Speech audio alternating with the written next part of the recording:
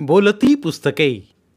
ज्यांना वाचनाचा नाद त्यांना बोलती पुस्तके घाली साद. आमचं चॅनल सबस्क्राईब करा आणि सबस्क्राईब करायला इतरांनाही सांगा. नमस्कार श्रोते मित्र हो, बोलती पुस्तके सादर करीत आहे लेखिका नीलम मानगावे लिखित कादंबरी भैरवायन भाग 35. एवढ्यात पोलिसांच्या शिट्या ऐकायला आल्या. तसे घाबरून लोक पळायला लागले. धक्काबुक्की सुरू झाली. एवढ्यात 4-5 लोकांनी भैरवचा मृतदेह तिथून उचलला, पळवला. गर्दीत ते कुणाला समजलंही नाही आणि बॉडी पडली होती त्या ठिकाणी, रक्त सांडलेल्या ठिकाणी एकदम आग लागलेली दिसली. कुणीतरी पेट्रोल टाकून रक्त पडलेल्या भागाला आग लावून तो भाग जाळून टाकला. आग दिसताच लोक आणखीच घाबरून गडबडले. जीव मुठीत धरून उरले सुरले पळाले. पोलीस दिसताच त्याला त्यातूनही बरं वाटलं. खरं काय ते सांगावं म्हणून तो पोलिसांजवळ गेला. आग लागल्या ठिकाणी थांबून पोलीस आग बघत राहिले. जवळपास काही जळण्यासारखं नव्हतं. आग विझतच होती. एवढ्यात कुणी 2 बादल्या पाणी आणून ओतलं. तशी उरली सुरली आग ही विझली आणि जयदीप आश्चर्याने बघतच राहिला. बुबडीच वळली त्याची. आग लागलेल्या ठिकाणी अर्धवट जळालेला मेलेला कुत्रा दिसला. हा तर कुत्रा दिसतोय, पोलीस म्हणताच. नाही, हे खोटं आहे, जयदीप म्हणाला. इथं रक्तात पडलेली बॉडी होती. मग गेली कुठं? पाय फुटले की काय बॉडीला? अहो, सरळ सरळ कुत्रं दिसतंय. काय हे? मेलेल्या कुत्र्याची घाण सुटायला नको म्हणून कुणीतरी त्याच्या अंगावर पेट्रोल टाकून जाळलं असेल आणि आग बघून गर्दी जमली असेल. लोकांना वाटलं असेल आग पुतळ्यांनाच लागली म्हणून लोकांनी गर्दी केली. बस, आणखी काही नाही. चला चला, तुम्ही काही झालेलं नाही इथं, चला. पोलिसांनी जयदीपला तिथून घालवण्याचा प्रयत्न केला, पण जयदीप त्यांना म्हणाला, अहो माझं ऐका. एक जिल्हाधिकारी म्हणून सांगतोय, कुत्रं मेल्याचा हा बनाव आहे, ऐनवेळी केलेला. इथं खून झाला होता. कित्येक लोकांनी ते आपल्या डोळ्यांनी पाहिलंय. मी स्वतः पाहिलंय. मग बॉडी गेली कुठं? 4-5 लोकांनी बॉडी पळवली. बॉडी कोण कशाला पळवेल? पोलिसांनी त्यालाच विचारलं. तसा जयदीप भयंकर चिडला. चिडूनच म्हणाला, मी सोडणार नाही कुणाला. तक्रार करेन वरपर्यंत. गुंडगिरी खपवून घेतली जाणार नाही, सांगून ठेवतो. एवढ्यात मागून आवाज आला, इकडं पाहुण्यासारखं यायचं आणि पाहुण्यासारखंच परत जायचं. लुडबुड नाही करायची, नाहीतर. जयदीपनं मागं वळून पाहिलं तर मगाचाच माकड टोपीवाला म्हणत होता, ॲक्सिडेंट व्हायला वेळ लागत नाही. जयदीपचं डोकं सटकलंच. तुझ्या मारी मी तुझ्या म्हणत त्यानं टोपीवालीची कॉलर एका हाताने पकडली, दुसरा हात टोपीला घातला. बघू तर थोबाड तुझं, कोण आहेस तू? अरे सोड सोड त्याला म्हणून पोलिसांनी जयदीपला मागे ओढलं. कशाला याच्या मागे लागता? जा तुम्ही. पोलिसांनी टोपीवाल्याला पाठवलं. तुम्ही का पाठीशी घालताय त्याला? जयदीपनं पोलिसांनाच विचारलं. सरळ सरळ तो मला ॲक्सिडेंटमध्ये मारण्याची धमकी देत होता. त्याला पकडायचं सोडून तुम्ही मला पकडला? लक्षात आलंय माझ्या, सगळं लक्षात आलंय माझ्या. तक्रार करेन तुमची वर. नाही बाराच्या भावात गेलात तर बघा. तुला काय करायचं ते कर म्हणून त्याला ढकलून पोलीस निघून गेले. जयदीप खाली जमिनीवर फतकल मारून बसला. राग, चीड, अपमान, मामाला मारल्याचं दुःख डोळ्यांसमोर अंधार दिसायला लागला. आपण जिल्हाधिकारी आहोत तरी आपली ही अवस्था. सर्वसामान्य माणसांचं काय होत असेल? पोलीस कसं वागत असतील त्यांच्याशी? हे पोलीस तरी खरे होते का? त्याच्या मनात शंका आली की त्या माकड टोपीवाल्याचीच कुत्री होती की खरेखुरे पोलीस त्याच्या मुठीत होते. जयदीपला जोरात ओरडावं असं वाटलं, पण तेवढीही शक्ती त्याच्यात राहिली नव्हती. हतबल झाल्यासारखं वाटून त्याला रडायला आलं. तो तसाच बसला, मोठ्यानं रडायला लागला. चल जयदीप, इथं बोलून आणि रडून काही उपयोग नाही. चल आपण बघू पुढं काय करायचं ते. कुमारचा मुलगा संघर्ष त्याच्यासमोर चवड्यावर बसून म्हणाला, पूर्वीचं काही राहिलं नाही आता. राहिलं कसं नाही रे?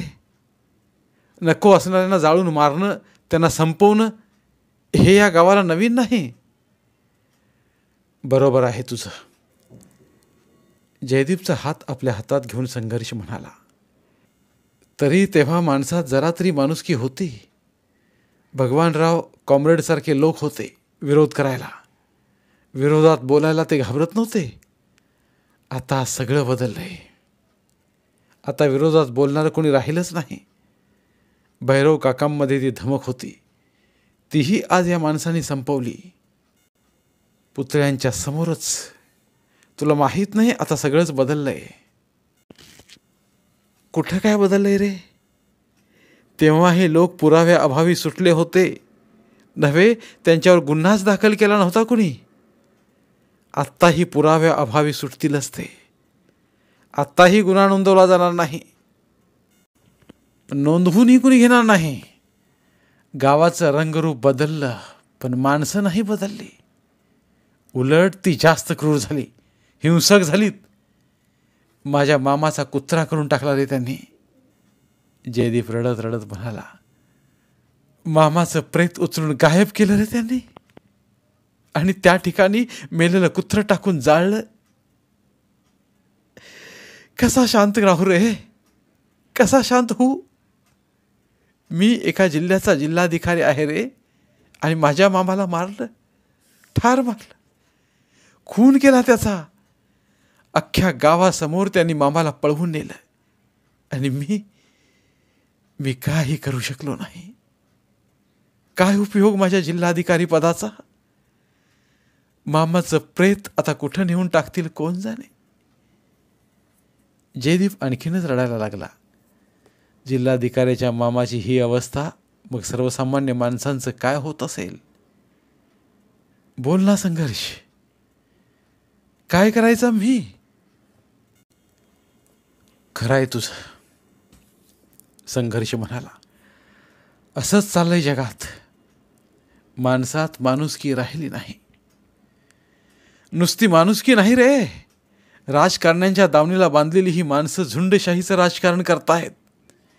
ते सांगतील तसं वागायचं, ते म्हणतील तसं बोलायचं, ते खा म्हणतात तेच खायचं.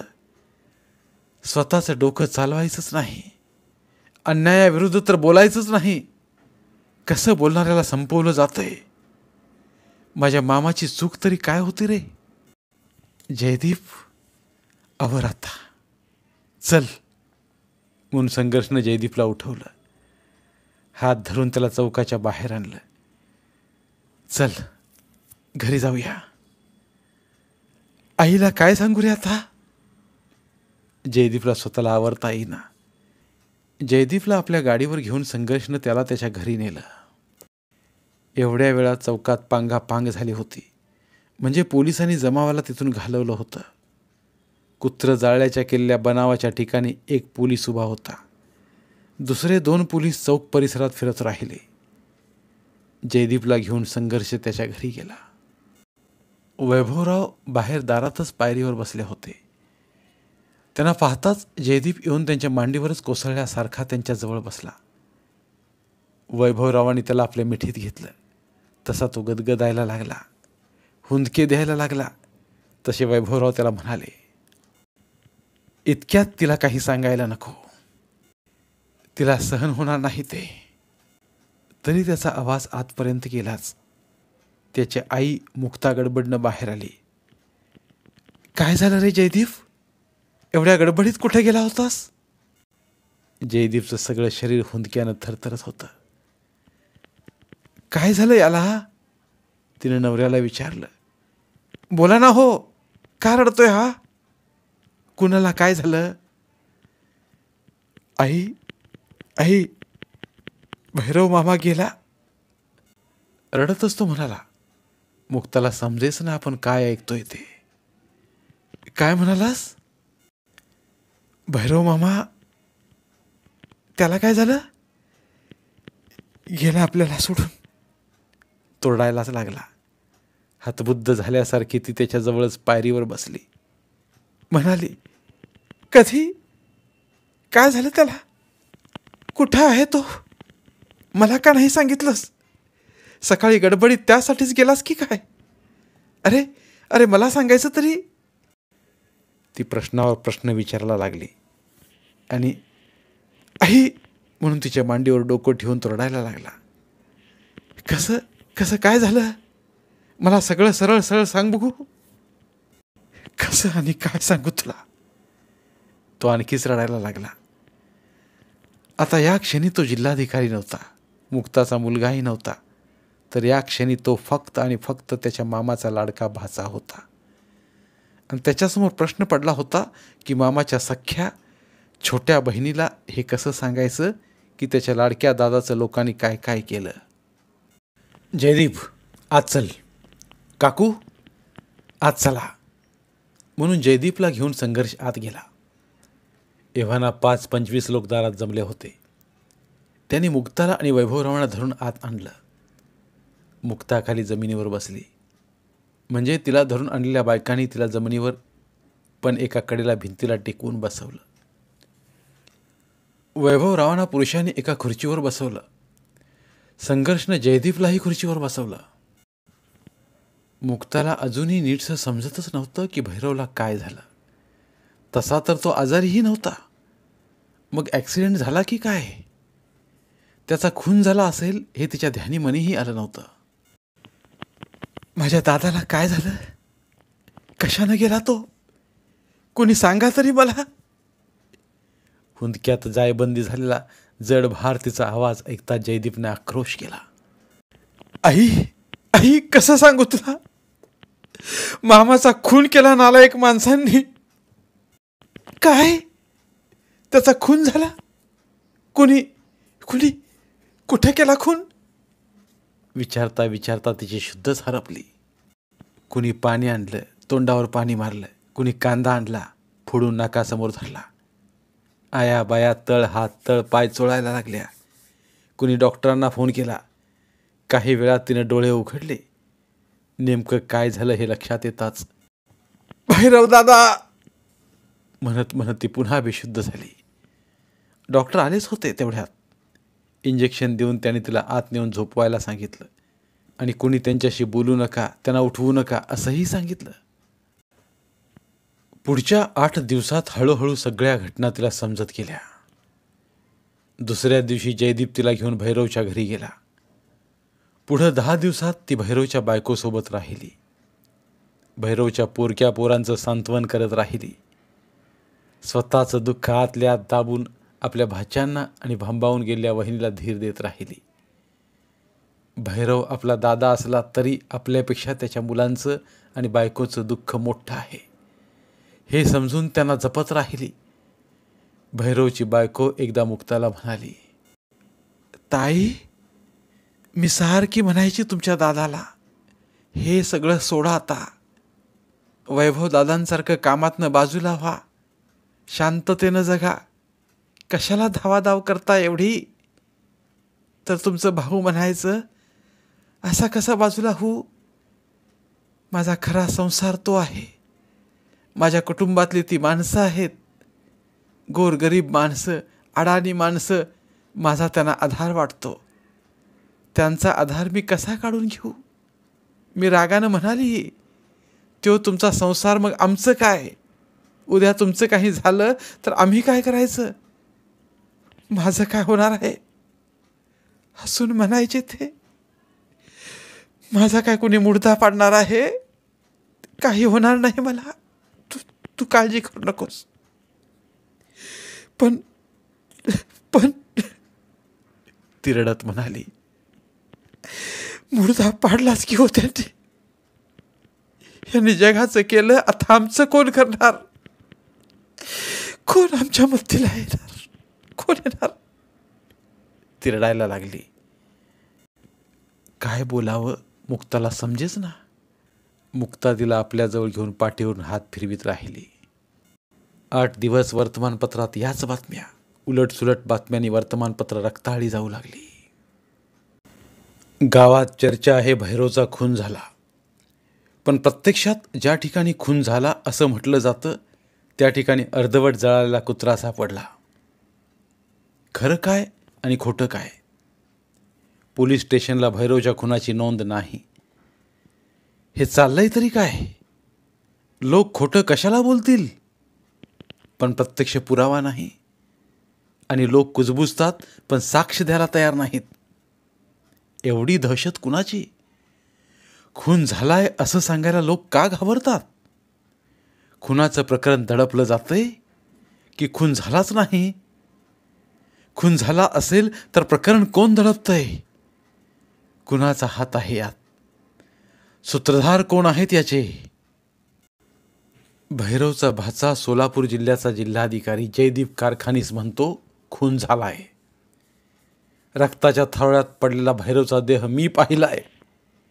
तो देह माझ्यासमोरच 4-5 लोकांनी पळवला, पण त्याला ते सिद्ध करता येत नाही. तसा पुरावा देता येत नाही. पुरावा सांगतो मेलेल्या कुत्र्याला जाळण्यासाठी कोणीतरी त्याला पेटवलं. खून बिन काही झालाच नाही. जयदीप कारखानीस खोटं बोलतो. तो खोटं का बोलेल? गावातले लोक गप्प का? जयदीपच्या मागे राहून ते खरं काय ते सांगत का नाहीत? पोलीस एवढे गप्प का आहेत? भैरवचा खून झालाच नसेल तर भैरव कुठं आहे? पोलीस शोधतायत म्हणे, पण तो सापडत नाही. हे कसं शक्य आहे? भैरव असा लपून बसणाऱ्यातला नाही. मग नक्की झालंय काय? भैरवचा खून की अपहरण? आज भैरव, उद्या कोण? प्रश्नांच्या फैरी झडू लागल्या. वाचकांच्या पत्रांचा संतप्त मारा होऊ लागला. गावातले लोक तर सैरभैर झाले. भैरवचा खून झालाच आहे हे खरं मानून कामगारांनी श्रद्धांजली सभा आयोजित केली. कामगार बायकांनाच काय पुरुषांनाही अश्रू आवरत नव्हते. पण आयत्यावेळी पोलिसांनी श्रद्धांजली सभा घ्यायला विरोध केला. खून झालाच नाही, भैरव मेला हे सिद्धच होत नाही तर श्रद्धांजली सभा घेण्याचा प्रश्नच कुठे येतो? म्हणून पोलिसांनी सभा होऊच दिली नाही.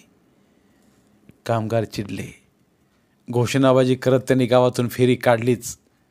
पोलिसांनी विरोध केला, लाठी हल्ला केला, पण कामगार घाबरले नाहीत.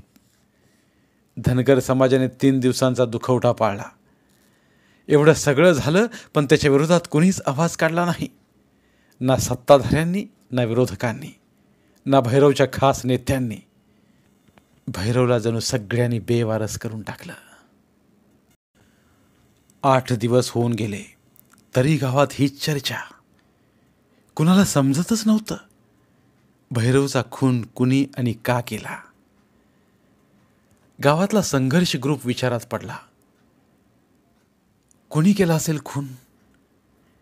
युवा चैतन्य ग्रुप तर संतापलाच होता. भैरव त्यांचा माणूस होता, त्यांच्या पाठीशी होता. ग्रुपमधल्या तरुणांचा, युवकांचा मित्र होता. तो सल्लागार होता, हितचिंतक होता, पाठी राखा होता. वयाच्या अधिकाराने आणि आपलेपणाने ग्रुपमधल्या कुणाचाही कान धरून त्याला 2 गोष्टी सुनावणाराही होता. स्वाभाविकच आपला बाप माणूस गेल्याचं त्यांना दुःख होतं आणि तेही अशा प्रकारे संपवलं याची चीड होती. खून केला आणि मृत शरीर पळवून नेऊन त्या ठिकाणी मेलेल्या कुत्र्याला जाळल्याचा बनाव करून रक्ताचे डाग जाळून पुरावा नष्ट केला आणि आपण काही करू शकलो नाही याचा संताप होता.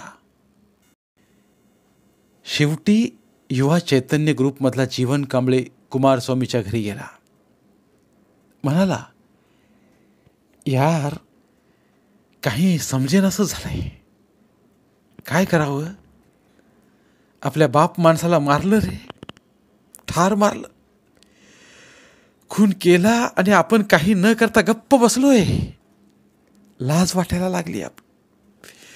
जीवाला चैन पडेना. इथं आपल्यापैकी कुणाचा खून झाला असता तर भैरव काका असं गप्प बसले असते का? रान उठवलं असतं त्यांनी.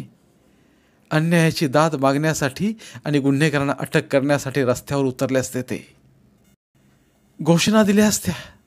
सरकारवर दबाव आणण्यासाठी मोर्चा काढला असता त्यांनी. आणि आपण काहीच न करता गप्प बसलोय. काहीतरी करायला पाहिजे यार. गप्प बसून कसं चालेल? बरोबर आहे तुझं, स्वामी म्हणाला. अजून धक्क्यातनं बाहेरच येता आलं नाही, त्यामुळं डोकंच चाले ना. आपल्याला रस्त्यावर उतरलंच पाहिजे. चल चल, आजच्या आज मीटिंग घेऊया. SMS करून, व्हॉट्सॲपला मेसेज टाकून, फोन करून सगळ्यांना बोलवूया. सांगूया ताबडतोब तासाभरात समाज मंदिरात या. जेवढे असतील गावात तेवढे येतीलच. दोघं कामाला लागले. फटाफट फोन करायला सुरुवात केली.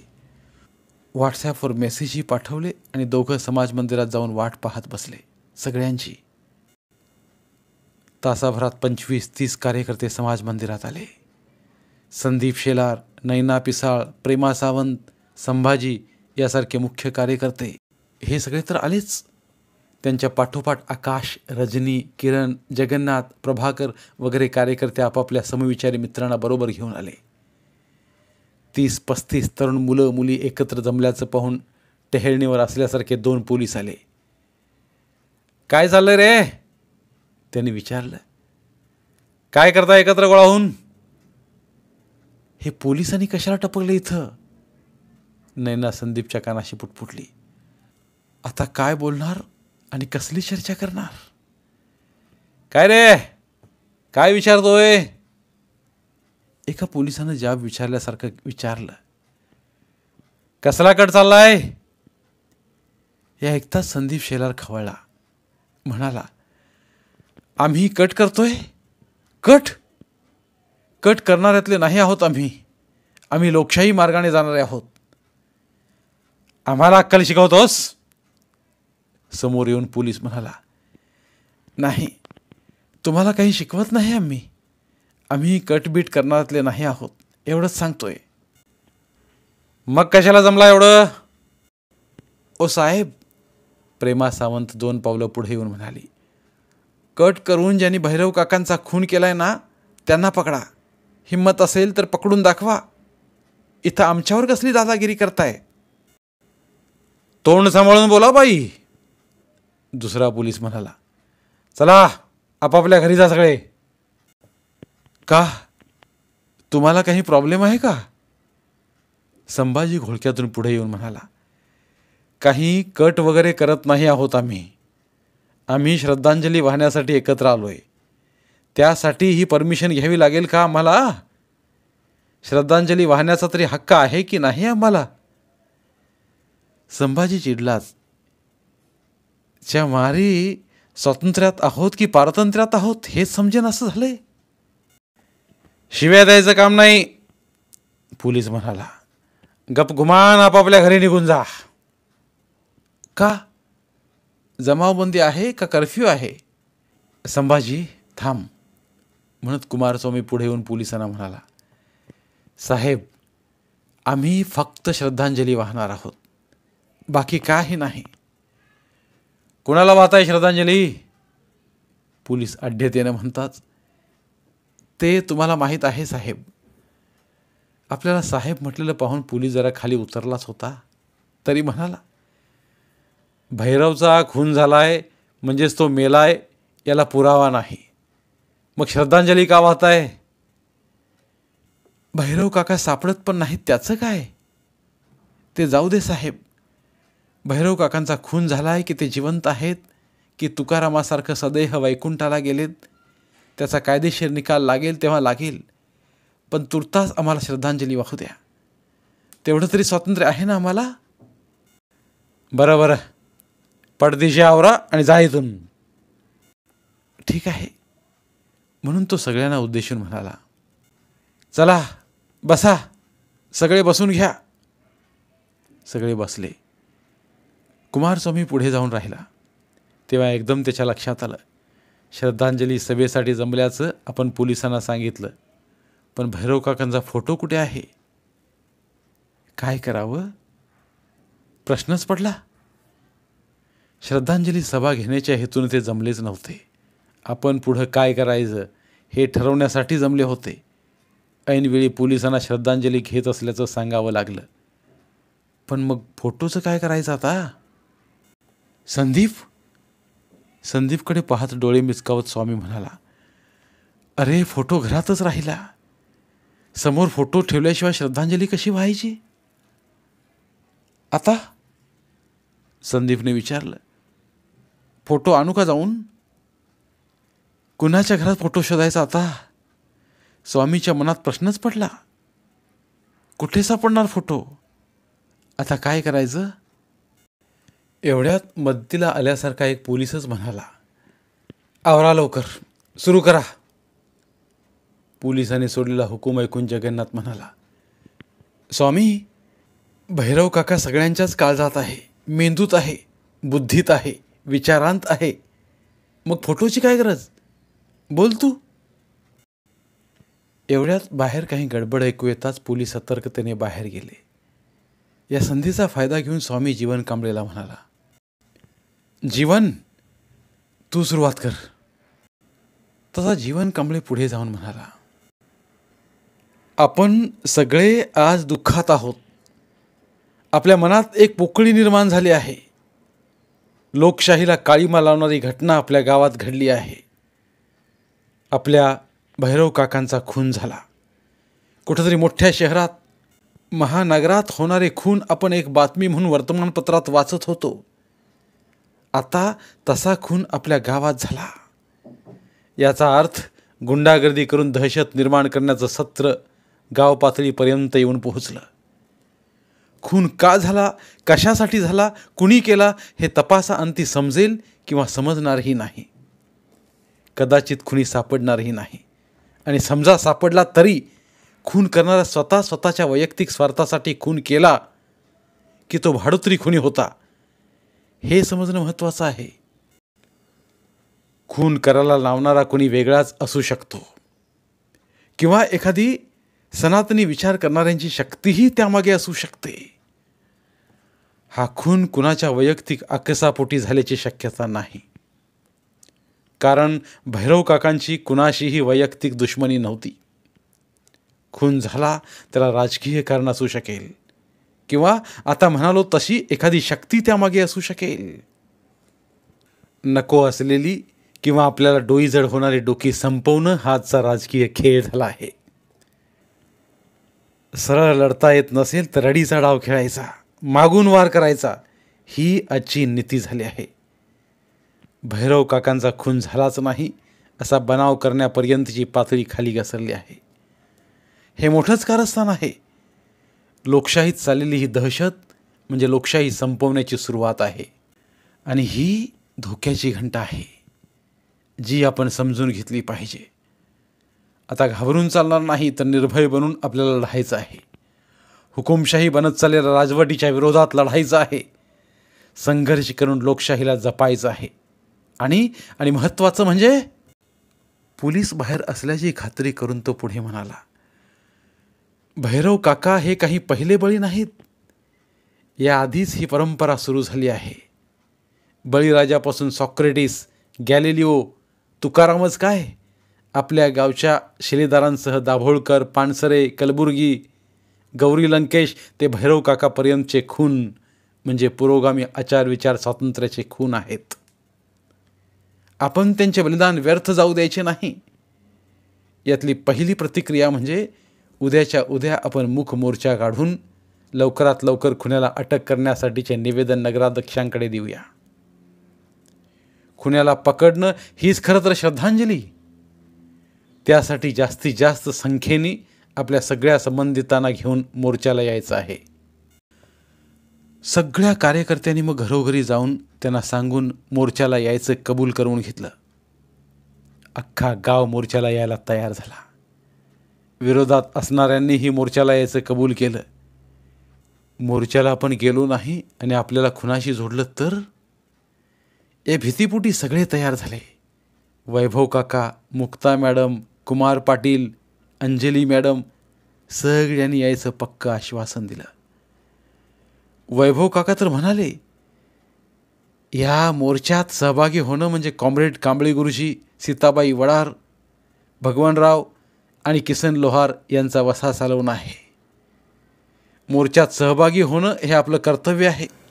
हा न्यायासाठीचा लढा आहे. भैरवला न्याय मिळालाच पाहिजे. खुन्याला शिक्षा व्हायला पाहिजे. आम्ही येतोय, काळजी करू नका. युवा संघर्ष ग्रुपला हुरूप आला. धन्यवाद. उर्वरित कादंबरी पुढील भागात. मराठीतील प्रतिभावंत लेखकांचं साहित्य, कथा, कादंबऱ्या ऐकण्यासाठी आमचं बोलती पुस्तके हे चॅनल सबस्क्राईब करा आणि मराठी साहित्याचा प्रसार करण्यासाठी प्रत्येक मराठी माणसाला सबस्क्राईब करण्यासाठी आवाहन करा आणि बोलती पुस्तके या साहित्य चळवळीत सहभागी व्हा. आपले पुन्हा एकदा धन्यवाद.